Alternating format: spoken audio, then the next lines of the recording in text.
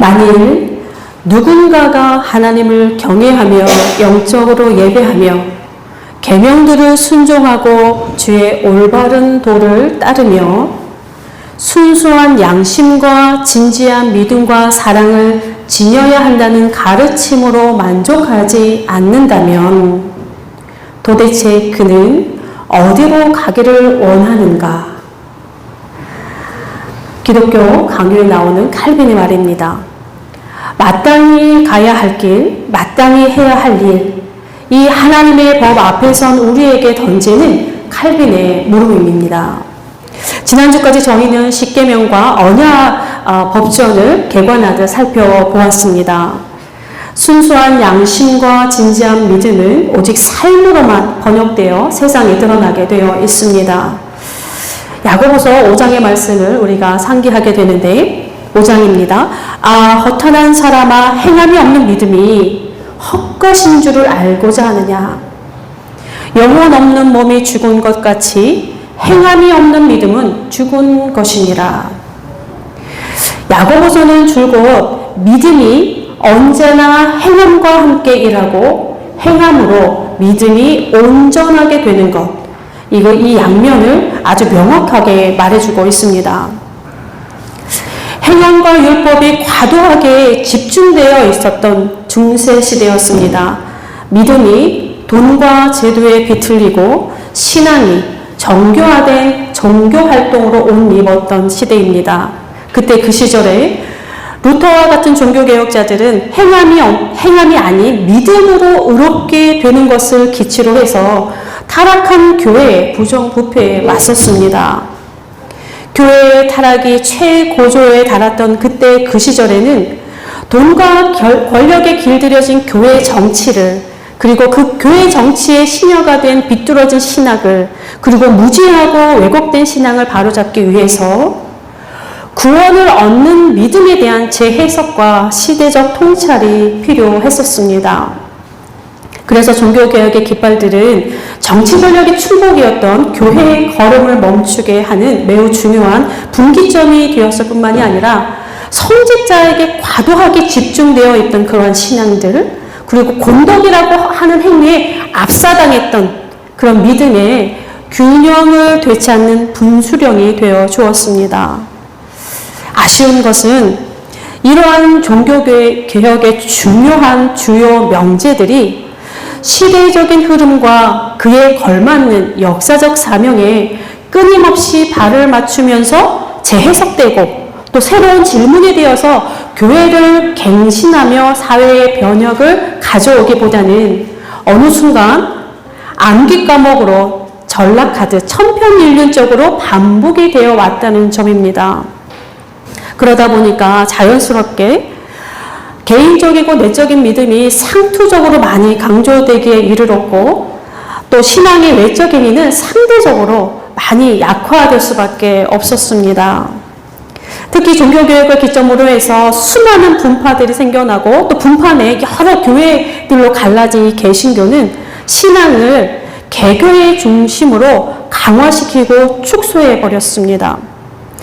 이로 인해서 신앙이 가진 대사회적인 어떤 공적 신앙, 그리고 공적 책임의 부재가 생기게 되고, 이러한 부재는 하나님의 나라, 하나님의 제사장 나라로서의 어떤 사회적인 의미와 가치, 그리고 질서와 방향을 제대로 제공해주지 못했습니다. 때문에 세속적이든 아니면 교회 내에서든지 간에 교회와 그리스도인들은 이 정치 권력과 결탁한 부정부패의 온상이 다시 되었고 부끄러운 민낯을 계속해서 드러내고 있는 우리의 현실을 마주하고 있습니다. 서두에 말씀드렸던 칼빈의 물음, 올바른 도를 따르지 않는다면 어디로 가기를 원하는가?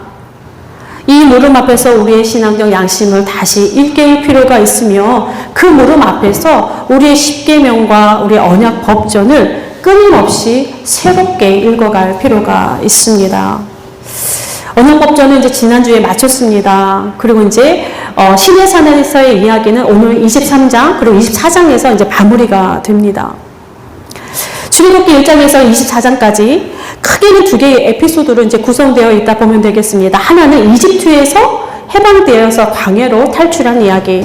다른 하나는 시내산에서 율법을 받고 계약을 맺었다는 이야기. 오늘 24장, 오늘 우리가 23장을 읽었지만 24장에서 그렇게 마치게 됩니다. 첫 번째 이야기, 그러니까 출애굽은 시내산 언약을 이야기를 준비하고 있고, 또 이 시내산 언약은 첫 번째 출애굽의 신학적인 바탕을 이루게 되는데, 오늘 이야기 23장과 24장이 이어지는 이 모든 이야기들은 이제 이 뿌리 체험을 갈무리하고 있습니다. 십계명과 언약 법전이 마무리된 후에 이제 이스라엘이 나아갈 길을 위한 마지막 단계에 접어든 모습입니다. 그래서 하나님의 말씀, 이스라엘의 응답 이렇게 이어지고 있습니다.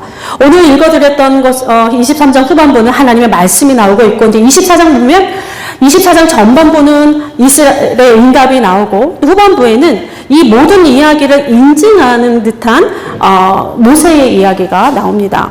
그러니까 하나님이 친히 쓰신 율법, 계명의 돌판, 또 하나님의 영광이 둘러싸인 그런 시내산의 모습, 그곳에서 40주야를 머물렀다는 이 모세의 이야기, 이 부분은 하나님의 산으로 올라가는 19장과 다시 연결되고 있습니다. 오늘 우리 23장 후반부의 말씀을 보면 하나님은 자신이 이스라엘을 위하여 먼저 무엇을 하실 것인지를 말씀합니다. 그리고 그 다음에 그의 백성들을 초대하는 그런 모양새를 띠고 있습니다. 하나님은 언제나 앞서 시작하시고 마무리를 그의 백성과 함께 하시는데, 하나님께서 일하시는 고유한 방식은 아닌가 생각이 듭니다. 우리 23장 20절에 너를 내가 예비한 곳에 이르게 하리니, 이 예비한 곳, 예비하다라고 하는 단어가 사용되었습니다. 확립된, 준비된, 고정된 이라고 하는 의미를 가지고 있는데 확실함을 강조하고 있는 그러한 단어입니다.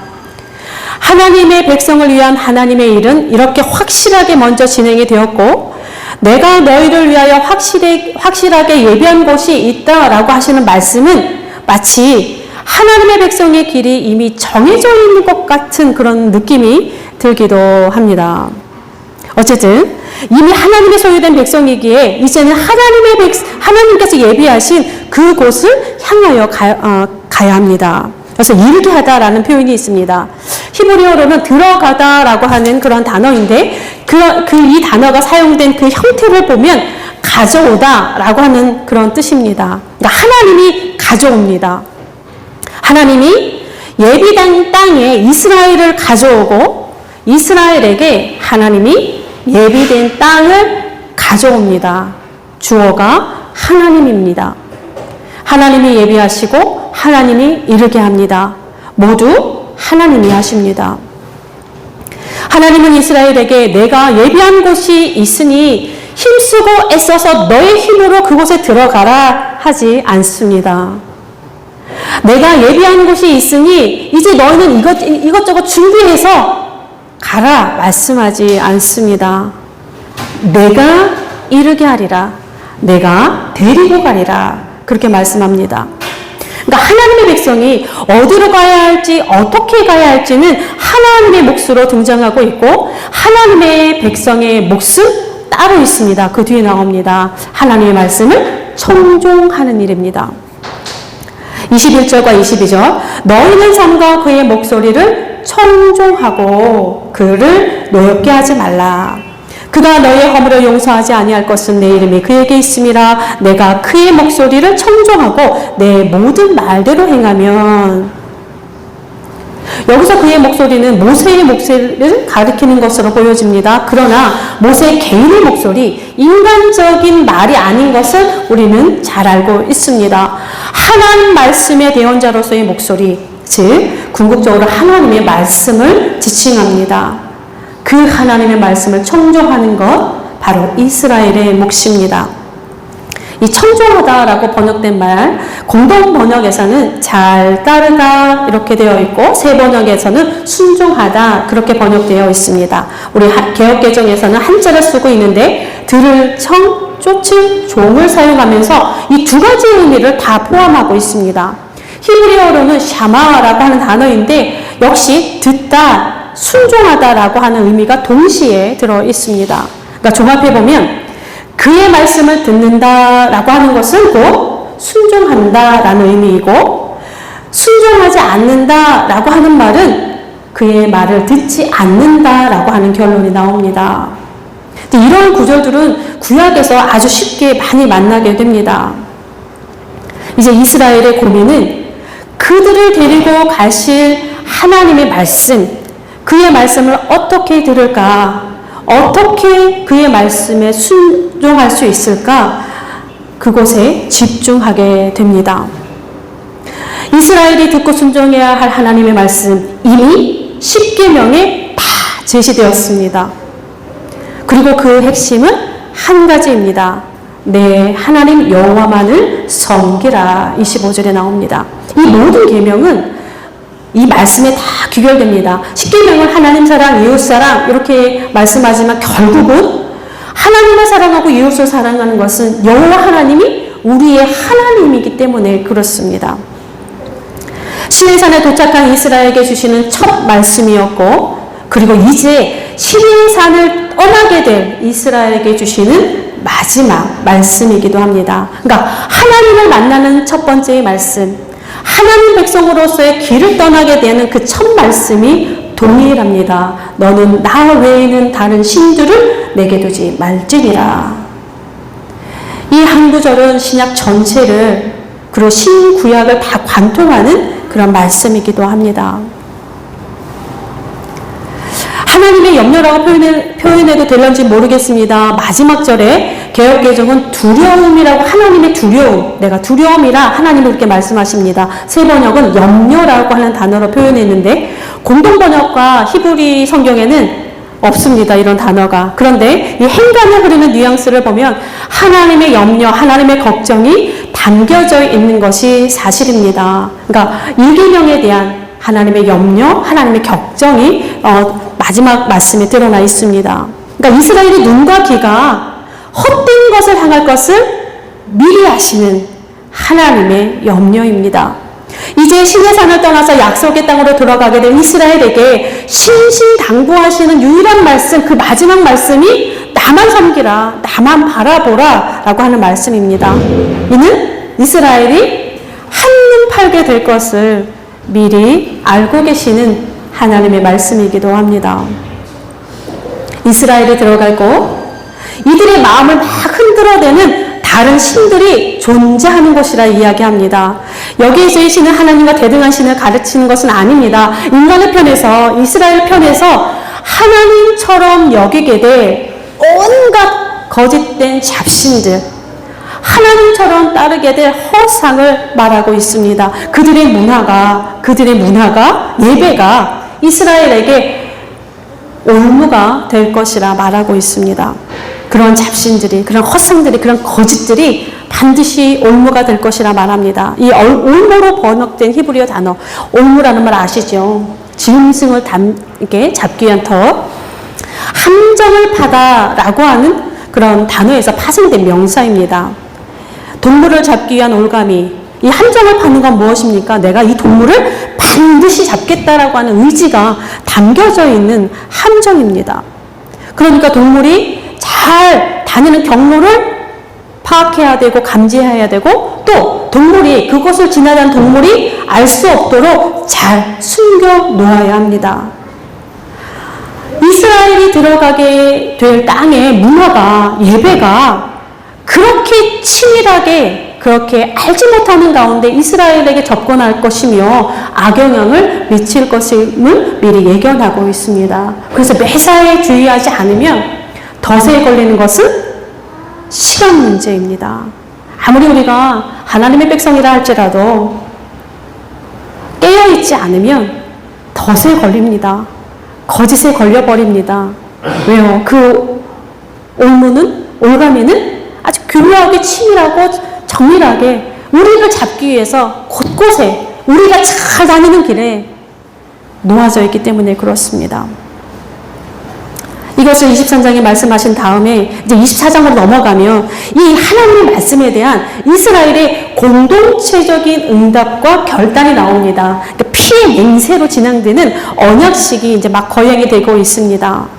자, 이 언약식을 잘 보면 이제 앞에 23장에 있는 내용들, 그리고 앞에 20장부터 계속 나왔던 하나님의 말씀들, 하나님의 법들, 이런 것들이 하나님만 섬기도록 되어 있는데 하나님만 섬기는 것이 그렇게 쉽지 않은 것을 반증하고 있습니다. 우리가 하나님을 섬기는 것과 하나님만을 섬기는 것은 다릅니다. 그 둘의 간격은 하늘과 땅 차이처럼 멉니다. 이스라엘이 하나님을 섬기지 않은 때는 없었습니다. 그러나 오롯이 하나님만을 섬기는 때는 그리 길지 않습니다. 고대 이스라엘이나 우리나 이 하나님도 섬기는 데는 탁월한 것 같습니다.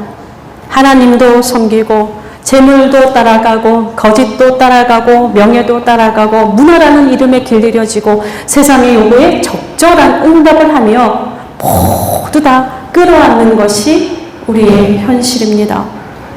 육체적인 안위와 물질의 번영이 그거에 대한 끝없는 욕망이 하나님 자리 옆에 버젓이 나란히 차지하고 있음에도 불구하고 우리가 교회를 드나들며 예배에 빠지지 않는다는 것으로 하나님만을 섬긴다라고 하는 그런 착각, 그런 면죄부를 스스로 발행하고 있는 것은 아닌가 우리가 생각해 볼 일입니다. 하나님은 물론이요, 사람 앞에서도 눈 가리고 아웅하는 우리의 신앙은 아닌가 한번 들여다보아야 할 것입니다. 또 말씀을 보니 하나님이 예비하신 땅으로 가는 여정은 하나님의 보호가 필요한 것입니다. 이스라엘 홀로 갔다가는 큰일 날 것 같습니다. 오늘 읽었던 본문에 많이 나옵니다. 하나님의 사자를 내가 앞서 보낼 것이고 하나님께서 보내시는 왕벌이 먼저 가야 하는 길입니다. 위험이 있는 길입니다. 어려움이 있는 길입니다. 꽃길이 아니라고 이야기합니다. 참 하나님 얄궂지요. 하나님의 백성을 데리고 가시면서 당신이 준비된 그 땅으로 가면서 하나님의 사자가 필요하고 하나님이 보내시는 그런 도움 없이는 갈 수 없는 그러한 길인 것을 미리 말해 놓습니다. 예비된 땅에 사는 것도 만만치 않아 보이는데 하나님 말씀해 보면 그곳에 이르는 여정도 쉬운 것 같지는 않습니다. 하나님 너무하시진 않나 싶기도 합니다. 그러나 여기서 하나님은 두 가지 약속을 하십니다. 아마도 끊임없이 성경 속에서 이 두 가지는 나옵니다. 내가 먼저 갈 것이라, 내가 앞서가리니, 내가 앞서가리니, 내가 앞서가리니, 이 말씀이 계속 반복됩니다. 먼저 갔습니다 합니다. 그리고 내가 함께 할 것이라 합니다. 좀 모호한 표현 같기도 합니다. 먼저 가시는 하나님, 앞서 가신 하나님, 함께 하시는 이 하나님의 약속, 이 약속 위에서 이스라엘은 이제 자신들의 여정을 걸어가야 됩니다. 먼저 가시는 분, 함께 하시는 분에 대한 신뢰가 없이는 한 발자국도 뗄 수 없는 그러한 길입니다. 출애굽의 그 뿌리 체험, 그 뿌리 체험을 기반 삼아 가야 되는 것이 신앙의 여정인 것 같습니다. 그야말로 모험입니다. 가보지 않은 길, 그 길을 하나님만 신뢰하고 가야 되는 모험입니다.